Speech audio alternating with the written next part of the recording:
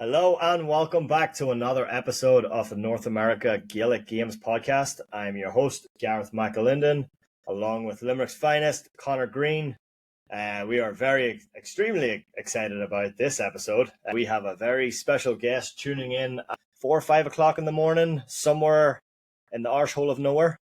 But Dan is from the Equator Gaels in Uganda. Dan, thank you so much for taking the time, getting up a little early to talk a bit of shite with us this morning. But just can you give us a little background about yourself, where you're from, and how the hell you landed where you are? Well, I'm originally from Kilkenny and currently living in Oman. I've been here for 13 years, but I have regular trips over and back to Uganda.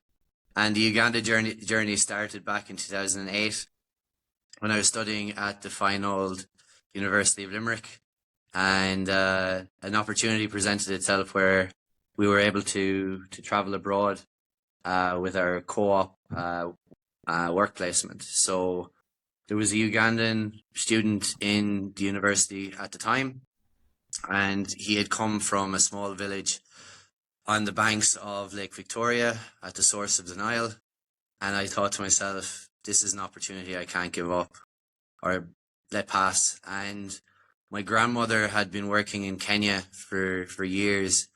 Herself and a couple of other ladies from where we're from would raise money, and they were building schools and health centers and working communities in Eldoret in Kenya.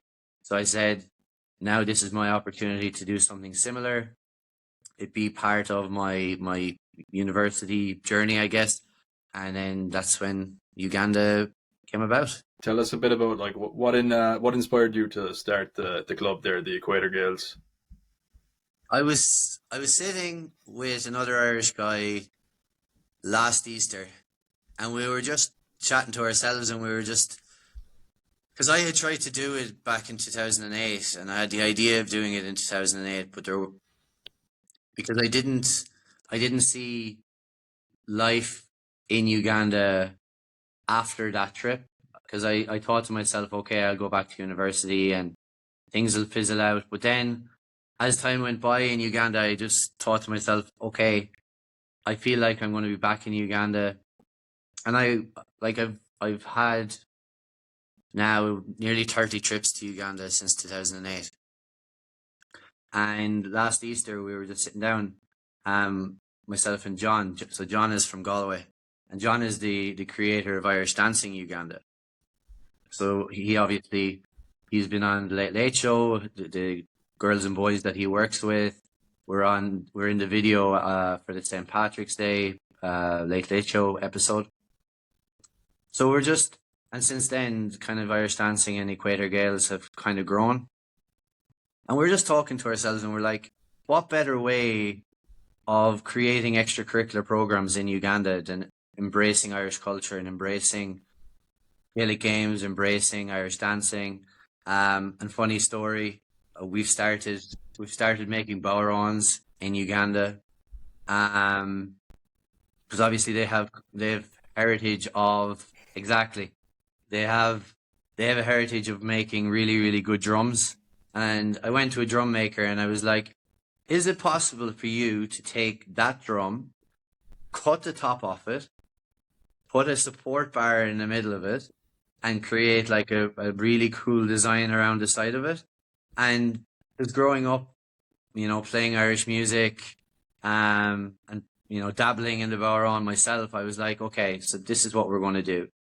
So it's kind of like it's part of everyday life now for me. Even when I'm not in Uganda, the Uganda journey is real. The Uganda experience is real. So Uganda has been pretty much my life for 16 years now, since I was there in 2008. What instruments do you play there? You mentioned you've dabbled in the bowron a bit. I grew up like most Irish children, either playing the tin whistle and the recorder, depending on what way the wind was blowing on that particular morning. but yeah, and a lot of my family play instruments. My dad and his siblings and some of their partners, they have an small Irish band called Tinton Fane. So yeah, like that would have been what I would have done, growing up. And it was unrivaled, to be fair. Yeah. That's it. That's really cool to hear, though. It seems like it was a real, almost like a cultural swoop there, between all that, the music and the sports and everything. Like, it's interesting to hear. Because we obviously have GAA is fairly popular there. Here, even like our club, we'd have a lot of American kids, like, but yeah, they're certainly not playing the power on just yet, So No, we have a small group of Ugandan children who are working on developing an Irish band.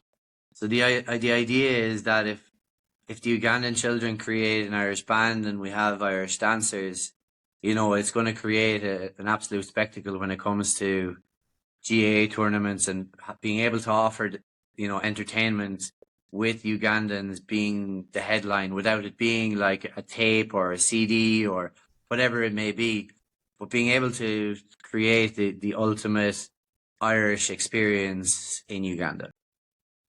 It's so interesting because what really fascinates me about the whole thing is, here in the US, obviously it's world renowned, the Irish culture that exists in the US, right? So a lot of, generations of Irish people, you hear it every time here. Oh, my grandfather, my great grandfather's from Ireland. But that's probably not the case where you are, though. So, like, how was that whenever you guys started this, yourself and John with you with the GAA side and John with like the dancing side, what was that? What was those initial challenges? Because, it's okay for us Irish people here in the US and, oh, well, we have this Irish sport and things. They've heard of Irish dance, they've heard of this, but a lot of these people have probably never heard of that.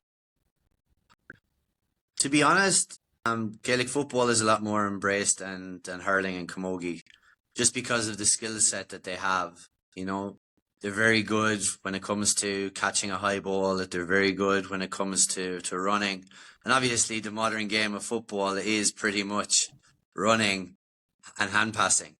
The ability to kick the ball is now something that's underused. So I do think the initial challenge was, we'll say, the kick pass and kicking the ball from hand. But what they're getting really, really good at is like giving and going when it comes to Gaelic football. And they are picking up, we'll say, the ability to kick the ball long, to be able to pick out a pass. But the initial challenges itself were just trying to get them to see what Gaelic football and hurling looks like. And it's very difficult when you're showing them YouTube videos and you're sharing content and you're not only just the actual sports themselves, but getting the children access to be able to look at and watch the sport being played itself. Like one of the projects we work at, it doesn't have electricity, so everything is going through, a small phone. Like everything that is the challenge isn't the challenge of us trying to convince them that this is a good thing to do, but it's for them to be able to actually see what it's supposed to be, and just writing stuff down on a piece of paper. And it's basically like starting a GAA club back in Ireland at the beginning of the 20th century. Like those are the barriers that we face. Rather than it being them wanting to play, it's being able to show them. Or, if I'm sending something to one of the coaches, them being able to access it and then being able to show it to the children. So we're facing issues that, not only it being a sport from a different culture, a different country, but also trying to bridge the gap when it comes to development as well. And that's where like the majority of what we do is it's providing education through Gaelic games is basically what we're doing, and embracing education, embracing development, trying to put in place the right structures for children to be able to embrace Gaelic football. Like we've now become part of the Healthy Clubs initiative in Ireland as well, because it's such a big part of what we're trying to do is how do we approach the nutritional issue? How do we deal with the mental health conflicts that children have when they're coming from poorer backgrounds?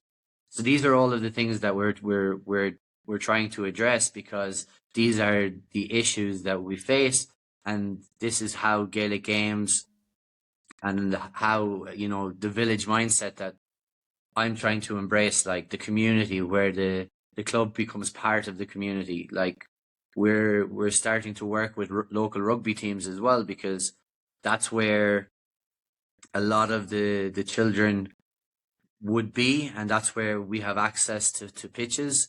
Because obviously, as a small club, one of our initiatives, we're basically playing on the edge of a potato field. Like if the ball goes over the sideline, they're jumping through banana plants and they're jumping through potatoes, and there's challenges, but at the same time, when the children are playing, it's happiness unrivaled. So it's just there's no real barrier, but the barriers are there that have been created not by me or by Gaelic football, but by society itself. Developments within society and developments within technology. Those are the barriers we face, but they're loving the fact that we had children last weekend who traveled from Western Uganda to the capital city for the first time in their lives. So they came from Kigadi, which is in Western Uganda, to Kampala to play Gaelic football and hurling in their own capital city that they've never been to. And it's just wild. Like, they were on bouncy castles. There was face painting. There was, the first puck fada on the in East Africa. Like, there was all of these things. So even if barriers do exist, you have to you overcome them, because you can see the impact that it's having on a group of children. And this is where year on year on year, and people would ask, are you finished with the Uganda thing? As in, are you finished, with this dream or this, illusion that this is a real thing? And I'm like, it is real, and it will become more real when people actually realize the impact that it's having. You talk about the technology piece there, and that brings up an interesting question, because for us, like, I'll give you a background for our club, right? So we use, WhatsApp for communicating for any practices and trainings, and we use different apps for logging attendance and, checking all of our schedules online. How much of a challenge there is that? Because you talked about one of the fields that don't even have electricity. So how much of that is actually a challenge to, one, communicating and spreading the word? Social media obviously is a powerful tool. How much does that impact your growth? Well, I suppose, like, we have with one of the projects, so we have a couple of the coaches and stuff have access to WhatsApp, and they have access to social media itself, but it's the fact that, we'll say, parents don't have, or the school mightn't have. We can get the information across. Like yesterday, there was a lot of video sent to the coaches, just with basic skills and basic things that need to be worked on after the weekend, that it was observed that, okay, these are the things that the children need to work on.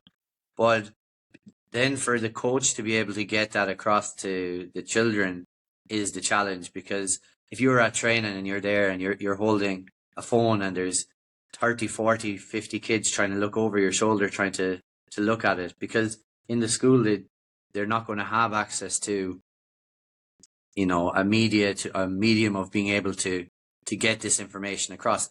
It's not that it's impossible, it's not that we can't, it's just it's the inconvenience of we'll say the development gap or the access gap.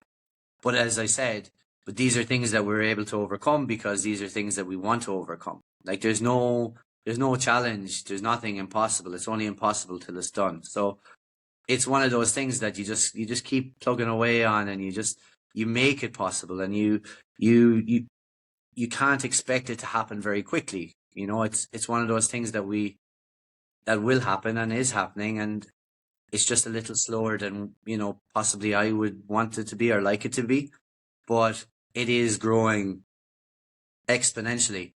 You guys are in America and we're talking about Gaelic football in Africa. So, like, that's the thing. It's there's no barriers. It's just whether we are willing to embrace what's happening. You know, the idea of, you know, Gaelic games in, you know, Hanoi or in Ho Chi Minh or in Thailand or anywhere else in the world, like these are things that were mad 50 years ago. But now it's just the norm. There's county boards all over the world. You know, there's nothing strange about Gaelic games in Africa. It's just society thinks that it shouldn't be there or might not succeed.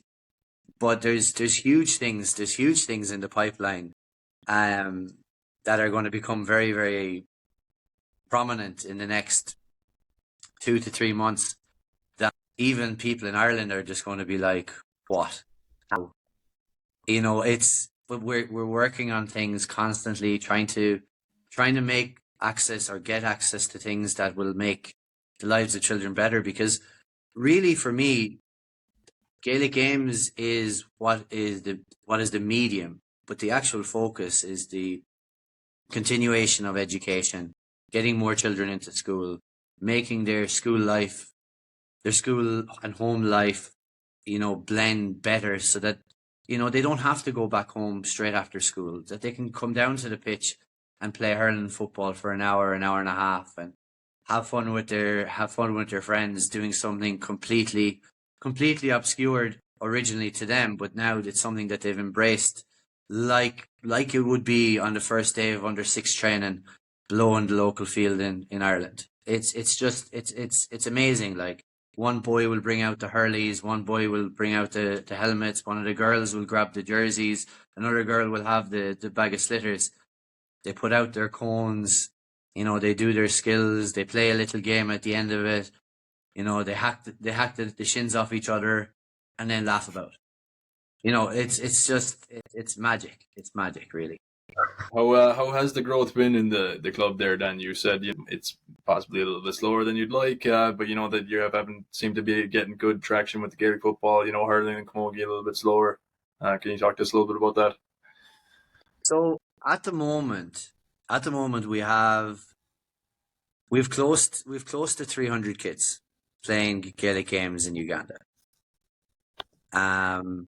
In 3 different locations. One in Kampala, which is the capital city, in Entebbe, which is the home base for Equator Gaels, and in Kigadi, which is in western Uganda. So they're primarily in schools, 2 schools in the west, 1 school in Entebbe, and a school in Kampala. And the numbers are rising because children are seeing how much fun other children are having, and it's infectious. Like, if you pass, like, where the school is in Entebbe, it's down this dirt road, past, like, out of the town, past all of these, you know, plantations of tea, and there's coffee, and there's bananas, and there's all of this going on. And then all of a sudden you come to a little bit square of grass, and you see kids running around swinging hurleys. Like, you'd swear there was holy war breaking out. Like, it's just this mad thing. Like one of the days I was walking down with a friend who had come over to Uganda, and we're walking down, and you can hear the hustle and bustle, you can hear the laughter, you can hear the clash of 2 hurleys against each other. And then all of a sudden you see, you know, 25, 30 kids running around a field, you know, chasing a slitter, and You know, it's just one of those, like, it's just mad. And when we went this time, because the program in in Western Uganda is kind of recent. It's kind of only started in the last couple of months, and it's kind of it has happened through a family in Kilkenny.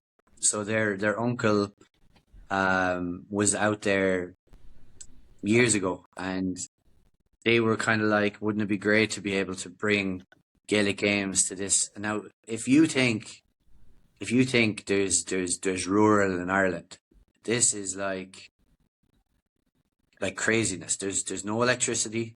Everything is run off solar panels and batteries.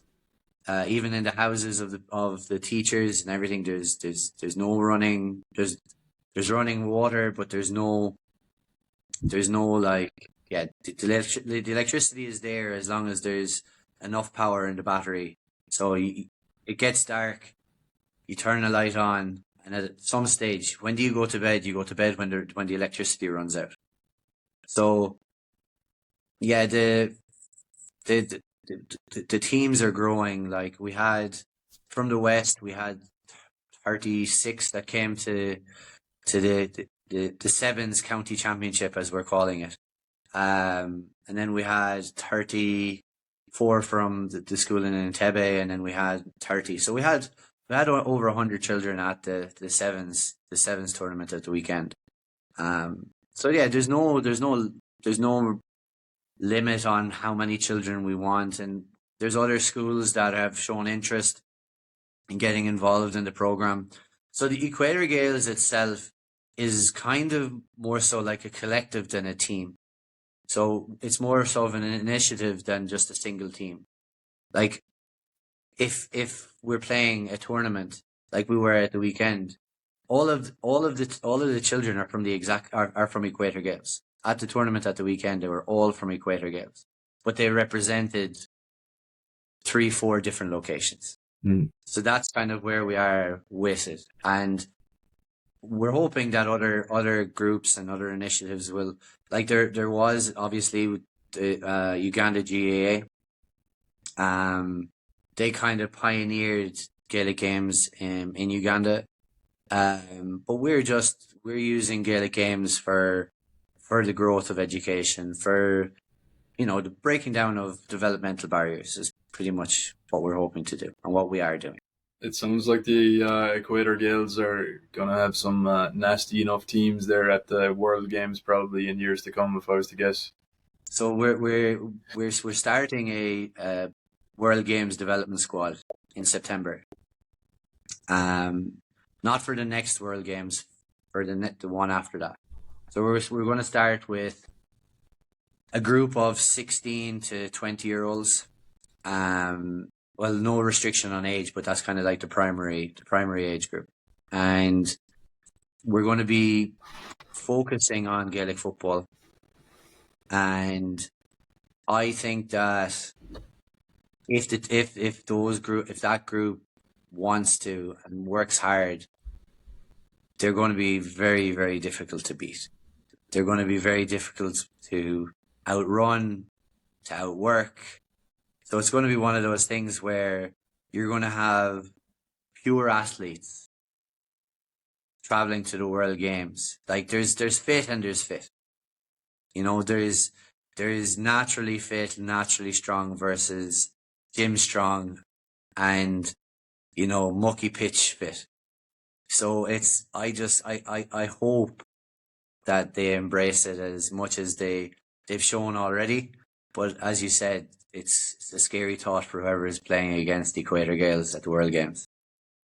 It sounds. Tell them that I should make a trip and just make sure I have a few quid on in Paddy Power there on the Equator Gaels. So there'll be no point. The odds are going to be so short. It's terrible. I'm going to have to get in early. It's not going to be worth your time. There's no money to be made. You're better off just giving it to me, and, you know, it'd be just as much as easy as it would be to give to Equator Gaels. No, it's mad. It's yeah. They're built for Gaelic football. So they're just built for it. Like, they're big, they're strong, they're tall. A couple of skill issues, and we'll be all good. They Once talk we get about that sorted. the ideal, inter-county footballers now. They say, if you're going to compare them to any athlete, it would be your rugby league players. Those, wings, backs that are just so physically built, but can run, run like billy goats. Aye. It's unbelievable, the fitness. But you look at some of the sevens tournaments, and you see the Kenyas, and you see some of the other nations, and you see the size of these guys, and they're just natural athletes. So yeah, Like I tell you what, I wouldn't be looking forward to play that team. Yeah, there's definitely no, a market for the Gaelic football there, like because when you're talking about athletes there, you know, like soccer is very much obviously a running game as well, like but it's a bit more kind of precise, like controlled running, isn't it? If you're a real loose head almost, and you like to run and you'll run up and down the pitch, like Gaelic football could be a great game for you, like So obviously you have a lot of great stories there. But looking through the years, is there one kind of memory that sticks out for you? That'd be one of the most proudest moments for you with the club. the proudest moment is because obviously the club is, to say, just over a year old. But there's a couple that come to mind. There's the embracing of making hurleys, and as I said, making barons, and trying to make everything local, as in not bringing stuff from Ireland to Uganda, but trying to also do the whole, as I said, the village mindset. Trying to create everything as much as we possibly can locally. But seeing children in Uganda play the sports that I grew up loving, them loving it when they probably shouldn't, or people don't see why they would.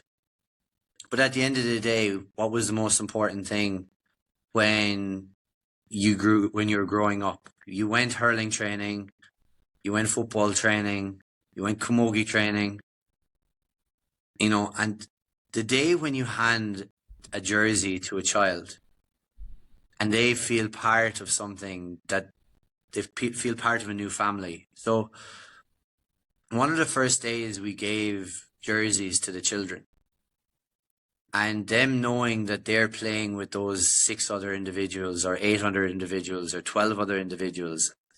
And it's not just training anymore. It's not just fun anymore.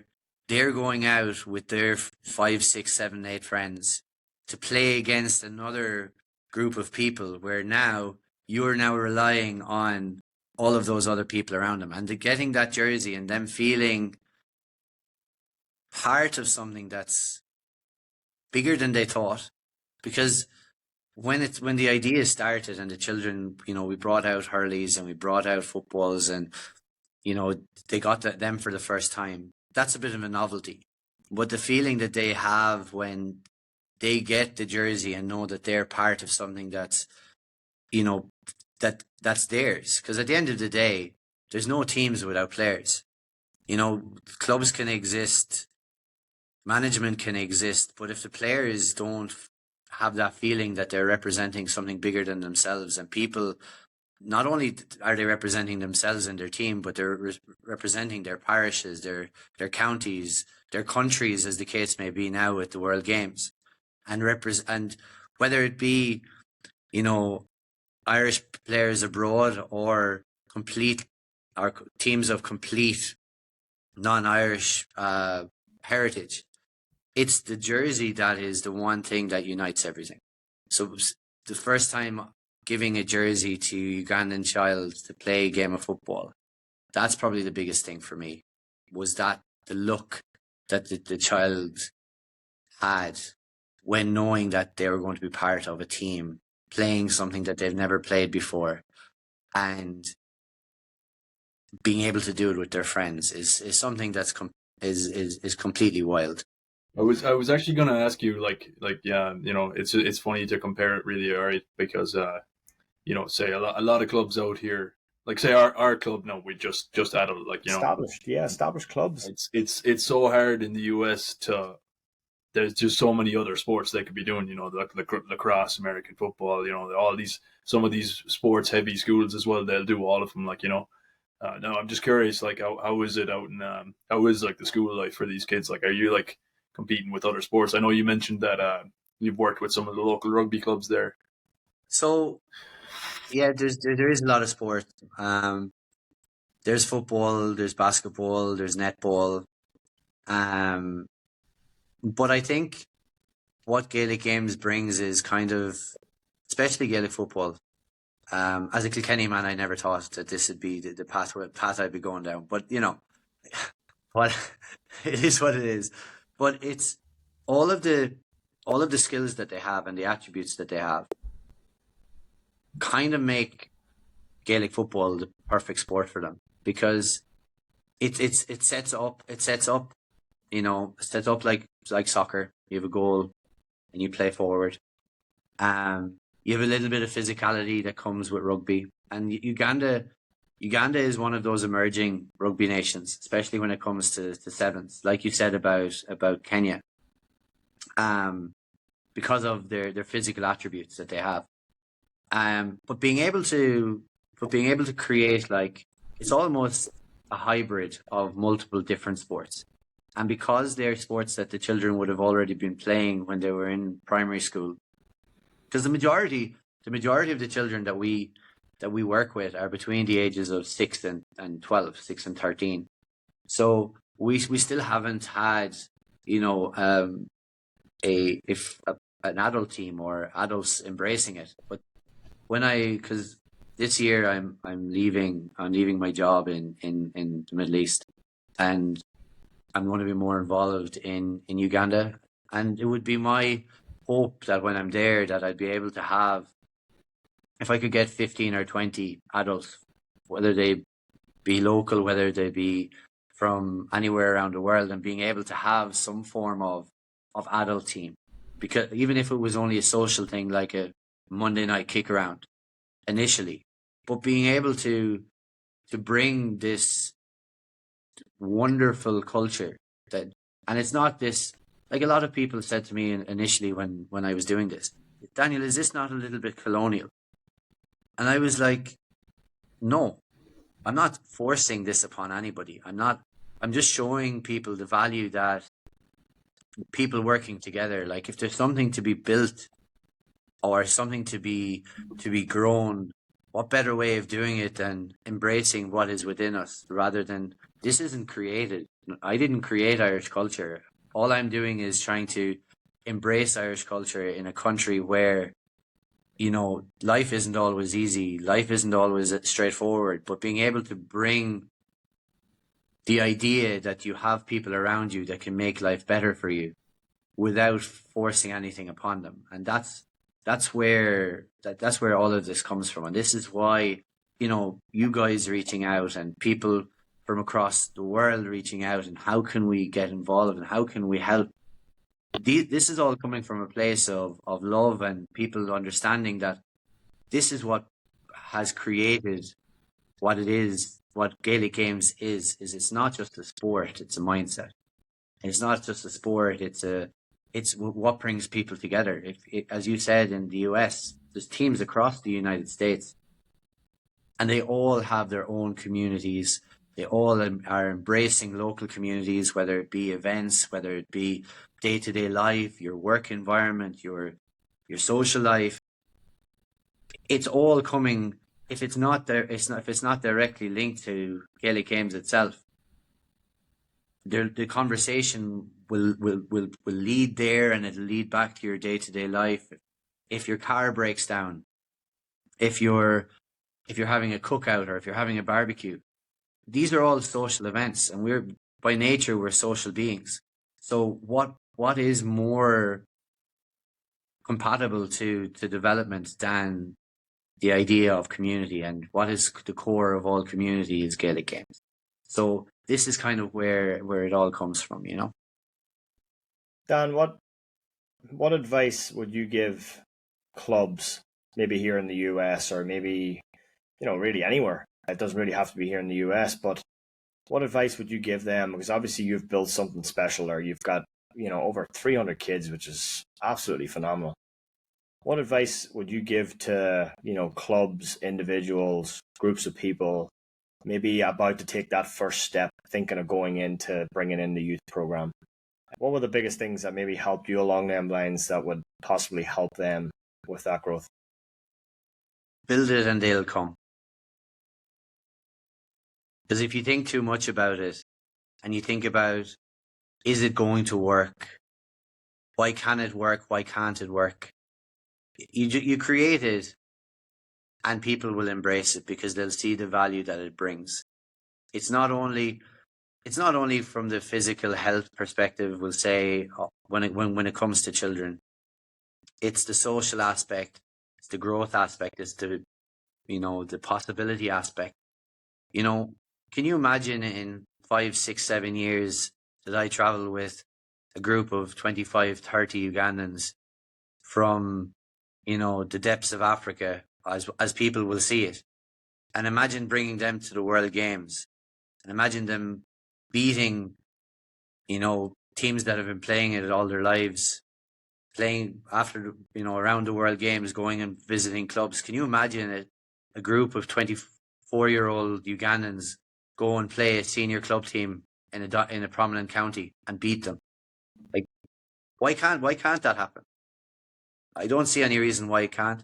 So, children, when it comes to clubs in America, the only way in which your club can sustain itself, because there might be a point in time when there's not as many dedicated Irish people who will continue to run these clubs or who will be part of the clubs.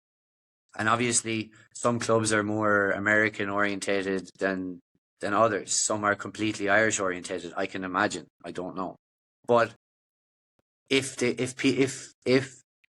Irish people who've created and set up clubs want those clubs to exist, they have to embrace, local children, local schools, because they're going to be the future of what you've created. I do love that you, had the local aspect to the jersey there. Myself and Gareth have talked about this before. I almost think every jersey you should try to just the community involvement is there to see, and you show that off by having it on your jersey there, No, it's just one of those things. Like when we were creating the logo, like the logo itself, if you look at it, so there's the Irish flag is integrated into it, and it's only a small aspect because it's not supposed to be primarily, Ireland. It has the two Hurleys, it has the shamrock, but then it's all within, we'll say, the sign that you see at the equator, the north and south. And there's that as well. Like that's part of it as well, the whole north-south thing. Obviously it's hemispheres when it comes to this, but it's bigger than just that. Like there's so many things within this logo that is representative of both the GAA abroad and the GAA in Ireland, and society abroad and society in Ireland. Like the logo wasn't created by mistake. This was thought out. It was, it would have been very easy just to put a gorilla or, an elephant or a lion as our logo. But the logo itself, if I was to go into it, represents so much of what Gaelic Games represents and what Gaelic Games means to people, and how it's often been seen as something that brings division together and brings communities together, and it brings households together. It brings more than it as a sport, as an idea. It's more than a sport. Like it's ingrained with so much more than what any other sport can offer. And it's crazy to think that community, and I've seen this more so since I've been in Uganda. Community is everything, because nothing happens on your own. No matter how good you are at what you do, you cannot succeed, you cannot grow, you cannot develop without collaboration, without support. There's nobody who can succeed on their own. We talk about all these self-made people, millionaires, billionaires around the world. They didn't do it on their own. They had support. They had people who in their corner, fighting their corner when it was needed.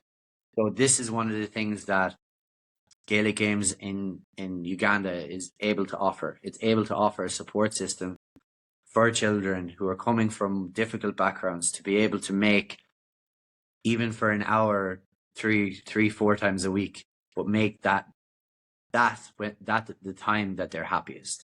And going back to what you said, what advice do I have for clubs in America is don't limit yourself to what Gaelic Games, hurling, football, camogie are as sports, but what have they offered you as an individual, and what can these sports offer a child that's 5, 6, 7 years, 8 years old?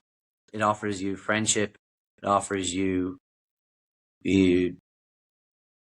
health stability. It offers you community. It offers you so much more than what sport is. Sport we can watch on TV, but we never really understand what is behind the player, what is behind, their lives. But Gaelic Games can be the catalyst of what community is and what an individual can be. Really just to piggyback off that community piece, and thank you for sharing that. I think that'll be very impactful for not only for us, as we potentially embrace that, youth program in the future, but the importance of community. And, community has been, the GAA community as a whole, is something that I think Irish people are very proud of. How they rally behind, look at it here in the US, if, let's just say, God forbid, a family member or friend dies, look how the GAA communities rally around. We have different organizations like the Kevin Bell Trust that, thankfully been there to support families in need. But how much of that is driven by GAA communities. But just to touch again on the community piece, how can the GAA community here in the US help support you guys, because you obviously are still in early days, and, financial help is probably a need for you guys. How can people support you in the GAA community here in the US? Well, as you drew upon earlier, obviously the Equator Gaels jerseys. So we've been working with Outfield from Derry, and they reached out with Gaelic mystery kits and loaf bread last year, and they were like, okay, we can see what you're doing and we'd really like to get involved. So we've developed, for those who haven't seen them yet, we've developed 4 jerseys. The one I'm wearing has Murchison Falls, which is basically where the Nile, as it flows from Lake Victoria in Uganda and is flowing towards Egypt, it goes through this canyon, and it's within the Murchison Falls National Park. So that's this one. The black one has a silverback gorilla on it, which is one of the only locations in the world that you can go and visit them. The green jersey has a map of Uganda on the bottom, and basically, if you look at the green jersey, Uganda is broken up into small little squares, and that's to represent this guy, which is a book that we've collaborated on with the Wadi tribe. So the Wadi tribe was created by Sonia, a lady from Pakistan who lived in Ireland for years. She's has married to an Irish guy. They're living in Dubai. And basically, and going back to what we were talking about community earlier. So the idea and what TAC represents. TAC represents one of the slowest animals in the world playing the world's fastest field sport. And the green jersey itself is a representation of the link between the Wadi tribe and Equator Gaels, and the fact that anything in the world is made up of many, many pieces, the same as any club, the same as any society. So the jersey is a representation of the coming together of multiple groups to help support a group of people in Uganda. And then you have the black goalkeeper jersey. So we'll say the purchase of those jerseys, 50% of the profits from the jerseys go to Equator Gaels to help support our programs to get children from rural areas to championships, to, embrace the nutritional, the healthcare, all of that kind of stuff with the children in schools. In the future, being able to offer some form of little scholarship programs to the players that we have within the club, being able to help them, further their education. Because before my Equator Gaels journey, and it's something I've been doing since 2008, we've had a number of children who've gone through primary school, secondary school, university, and are now working. One of our board members is a girl who I started supporting in Uganda in 2008. And now she has a couple of master's degrees, properties. So she's come from the program that I initially started in 2008. And now she's, a member of our club. She's the treasurer of the club. And so she started with me in 2008, and now she's helping me grow Equator Gaels. So there's so many intricate things, and there's so many different people who've kind of joined the journey as time has gone on. So that's one thing, is the jerseys and the books. So this is TAC Goes to Africa, and TAC plays in Croke Park. And one of the schools that we work with, one of the ways in which they generate revenue in the school is they make their own little diaries. So these are fabric covered notebooks, and they come from A6 to A4. So it's just a lot of different things. Like it would be very easy for me to just go, you know what, lads, just throw us a couple of $100,000 and that'll be it. But that doesn't create the growth. The growth is supposed to be with people engaging, because money, as you said, is needed, and money is really appreciated. But it's more so about people embracing what we're doing. Because if you're wearing, and I've seen the black jersey being worn on the podcast, but you wearing the jersey means so much more than, a donation. Yes, the donations are needed. I'm not saying that they're not, but it's all of the other little things that we're doing that allow the next person to go, oh, where did you get that jersey? Can you let me know? Oh, where did you get this? Oh, you got your Bauer on from Uganda, or your Hurley from Uganda. It's all of the other little things that are how it's spread. Obviously, the money allows us to continue to progress, but it's all about what we're doing, how we're doing it, and how can you be involved. And that's for me the biggest thing, is that people identify what we're trying to achieve, they embrace it, and that's how you grow. You don't grow, like, money doesn't grow things. it facilitates things. What grows things is basically people embracing it and people getting involved. And if people want to get involved, I'm sure you can attach our social media and, you know, the websites to the books, websites to the jerseys. And that's what we would want people to embrace, is what we have created, and how, by you getting a jersey that you love and that you wear, how you wearing that jersey is not only making you feel happy, but also allowing other children to have this opportunity. Gareth, do you have a favorite Uganda GA moment there from social media? Because I know one of the ones I saw that, you know, touched me. You know, anyone in the GA world that saw it, you know, with the little makeshift hurleys, like, and then I did see another clip. I think they were playing hurling, like they were on the field there, but right beside the field, it seemed like very close to it, there was just like a little kind of a road there. I'm not sure if you're familiar with that. Then, yeah. I know that's in Wakiso. So that was when the other club, when Uganda GAA started up initially, was that the hurling pitch is down below, or the pitch that they're playing on is below the road. Yeah.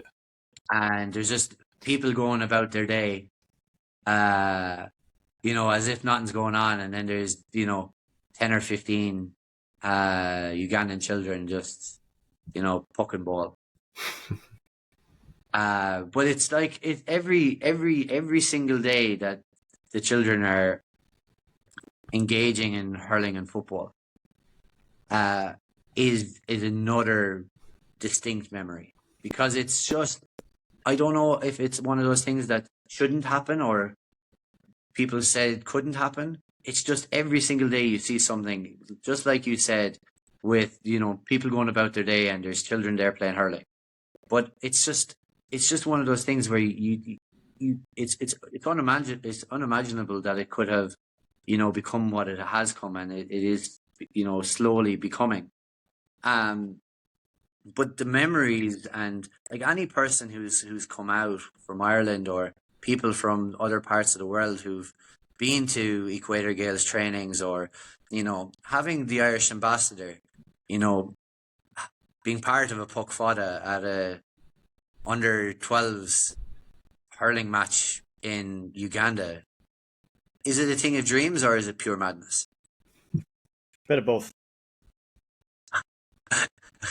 It's magic. It is just like, I'm in Oman for the next 4 weeks, and then I'm in Uganda, and I just, every day it's kind of like, you know, it's almost too far away. But I know when I go there, and, you know, I go and I have meetings with Josh, who's the coach in one of the schools, or, you know, talking to Mehdi, or all of these people Ugandans who are part of this, you know, this Equator Gaels community. And like, Mehdi is one of our coaches, and he was out west for a week before the Sevens county championship, and he does Gaelic football and hurling, as well as Irish dancing.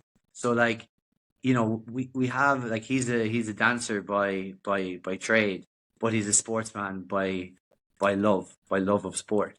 And when you see him out on the pitch, and I'm standing on the sideline just watching, and you see him engaging, embracing, you know, Gaelic games, and the children listening to every word he has to say, and, you know, from time to time you'd have to go, okay, maybe this would be a better way of doing it, and instead of just lumping the ball up and down the pitch, maybe we can, you know, move to a hand pass and work on their soloing and all of this. But you see, like, Ugandans are invested in making this work as much as, because obviously John is there all the time. He lives there full time, and obviously with me moving there in the next while, it's going to continue to grow. And like, for a lot of people, it's novelty and cute, but it is going to become something very, very big, even if it's only big in the minds of the children that are playing it. Because I think that's the most important thing, that children have that this is something very big for them to get better, to represent their school, to, have the opportunity or the idea that if we get really, really good at this, that this sport isn't just in our school. This is a sport that's played in America, that's played in Australia, that's played in Asia, that's played in Europe. And then in Europe, you have Ireland. And you have a time of year where all of these clubs from around the world come together for a festival of Gaelic games. Like if that is their dream, like for children growing up in Ireland, the dream was playing for your club, playing for your county. Whoever knew that you'd be playing for a sport that you grew up playing, but representing a country that's 8,000 miles away. So this is what everything is about, is being able to show the world that there's no restrictions. Impossible is only impossible till it's achieved. And the only thing that prevents you from doing it is wanting to. So if clubs in America want to set up youth programs, it can be done. And children will come, they will embrace it. Yes, there are a huge amount of other sports, but not everybody can be successful in those sports. What happens if you're 18 years old, you're highly athletic, and you don't get a D1 scholarship? Or you're at a community college and you just want to go out and have fun. Why can't there be, why can't there be the Massachusetts, Gaelic football championships for kids coming from 20 schools? It's not madness. It's happened with other sports. Why can't it happen with Gaelic games? It's just, for it to happen, it has to be created. And once it's created, it will be embraced. Well, you'll see actually one of the last episodes we did was a 3-part series where the USGA actually has a county team that's going to be competing in the Junior All-Ireland Championship. So the 4 teams, actually, I think there's 5 teams, is the USGA, New York, Kilkenny, I think, are one of them, and the 2 England teams. London and Lancashire, isn't it? London and Lancashire, yeah. So I know they go back in July to play the semi-final against, I think it's either the London or Warwickshire team. But the beauty of that New York and USGA team, a lot of these kids all grew up through the youth systems here in the USGA. So it has been done. Awesome. There is a blueprint. It's just, again, it's the effort that these guys have put in, the likes of yourself have put in. If you just need the right people, driving the train at the end of the day, right? If you have the right people driving it on and can embrace that, this can be done. And I'm sure Absolutely. It changes the club for a whole. I know adult sports is great, and you're right. Adults can come and go. But when you have that youth program going at the same time, it can be a game changer for a club. And we've been saying, myself and Connor's been saying that now for, embracing potentially a ladies football team. We have the Camogie right now. How do we build on this community to help grow not just our club, but just, that community aspect. Even as you were saying, if you have the children involved, right? So you have a youth program going. Why not, there's so many other things that can happen. Like, let's say, for example, in Ireland, you have the Mothers and Others.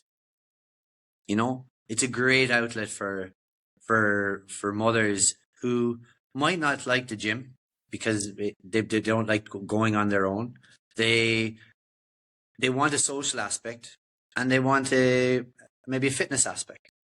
So that comes with their children being involved. And then a couple of the women decide, you know what? On Thursday evening, wouldn't it be great if we came down, kicked around for a little bit, and went for a coffee afterwards? And then you develop, because I think as well, something that I've been embracing here in Oman is when men are out playing golf, for example, what do their wives do?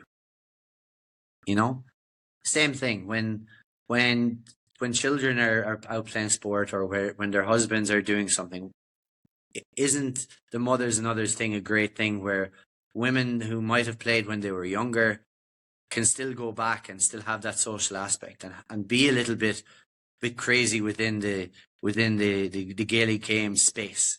So as you said, it's one of those things that, with, we'll say, the USGA team, the New York team, and other,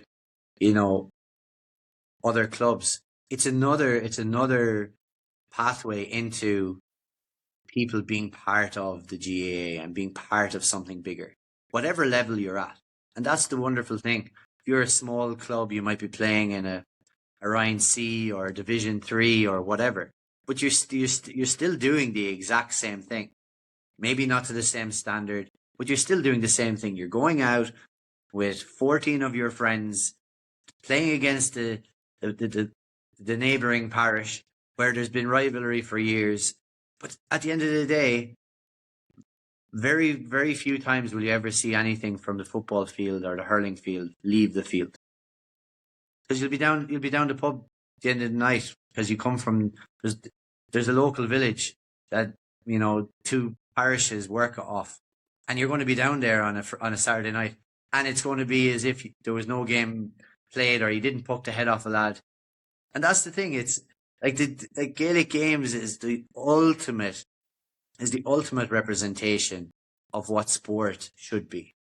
And that's the thing. Like in America, it's obviously working in certain parts of Asia, in Australia, like in the Middle East, like in Dubai and Abu Dhabi, in the UAE now, I think there's 10 GA clubs. There's 4 in Dubai. There's Sharjah, there's Ras Al Khaimah, there's it's mad to think that there are so many, and these are going to be primarily Irish playing clubs. But then obviously in America, as you said, there's players who've been playing this since they're young. They're Americans. They're not, people from Ireland who've moved over, maybe generationally, possibly. And if you look at like the Singapore team, and you look at the teams from Hanoi and from Bangkok, you see that more and more and more of the local people are getting involved, because they see what Gaelic Games offers. It offers you, as I said before, a community, people you can rely on, people you can turn to when things aren't always going the way you want them to be, or if you have an accident, or if you have a bereavement in your family. These are the communities that you want to be there to support you. Just before we wrap up, so we were, and again, thank you so much for your time, Dan. We really appreciate it. Oh, and no hassle at all. So obviously we'll get the link out for the jersey. But obviously them 2 great books you have there.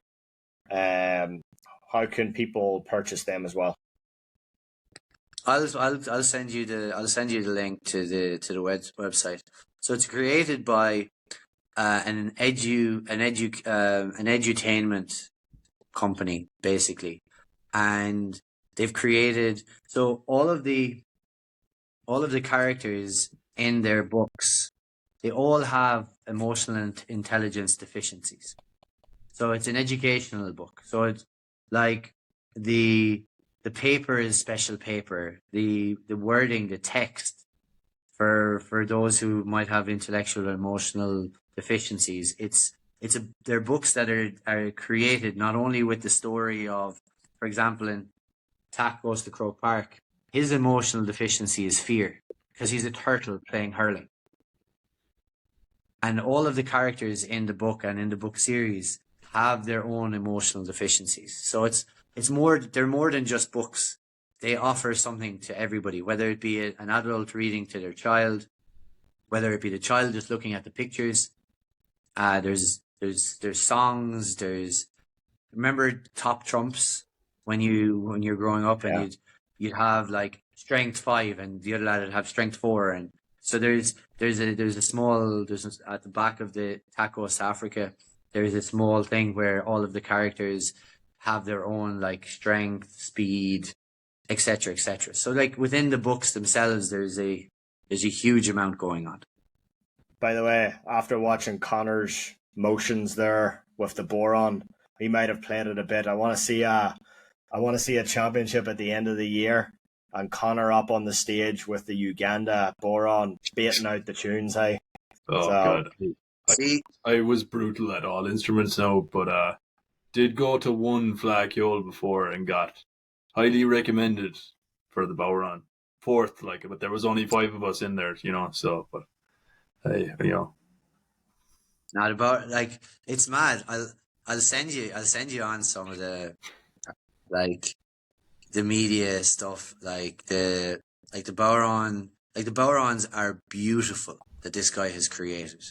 Like I put them up on my own on my own Instagram last week, and people are like, they want to buy them as like wall art. yeah, that's what I would get. The thing is, yeah, like it's mad. Like it's not doing it justice either, because it's a beautiful instrument. So it's sitting there as decoration.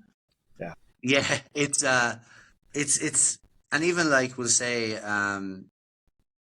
like we're one of the guys, Mickey. He's from the UK, but his parents are Irish, and he's working on developing Hurleys. I'll send you a couple of the pictures as well. Like, so we're making bamboo Hurleys. Connor plays with a bamboo one. Yeah. I love the bamboo. Yeah, so that's another thing that's being created, and there's an initiative as well that we're looking into of taking recycled plastic and starting to make early helmets as well. Because obviously there's an awful lot of plastic waste, and what happens is an awful lot of the poorer people within communities would go out and they'd collect bottles and they bring them to depots and they get a few pence for them and stuff. But I was just thinking to myself, rather it would be a cool way of being able to take the plastic to help support people who are less well off, and then be able to create something that is uniquely, part of the sport itself. So there's so many things that we're trying to do, because as you alluded to, like finances are something difficult to come by, and it's almost like we have to create things to create money, because I believe in development, but not, we'll say, purely charity. So there has to be something that comes with. Yeah. That's why the jerseys are great, the books are great, the copybooks are great. We were selling chili powder for a while and chili sauces from like a small piece of land that I have in Uganda. We were providing chilies to this company, and they were creating chili sauces, and I was selling that for a while.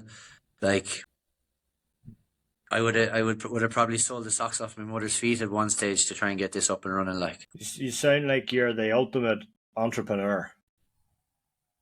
Yeah, the ultimate. I wouldn't say ultimate entrepreneur now, but I'd say I'm the ultimate, jack of all trades, master of none, and the ultimate, I won't say shy talker, but no, like I just think once you get started on something, once you start embracing something, like whether it be the GA or whatever it may be, it becomes ingrained in you, and you don't think anything outside of it, and everything is like, so like with outfield, for example, like I do be plaguing the lads here in Oman, like, we also have a collaboration. Have you seen the collaborative jersey that we have with Clan Oman, with the Oman GA team? No.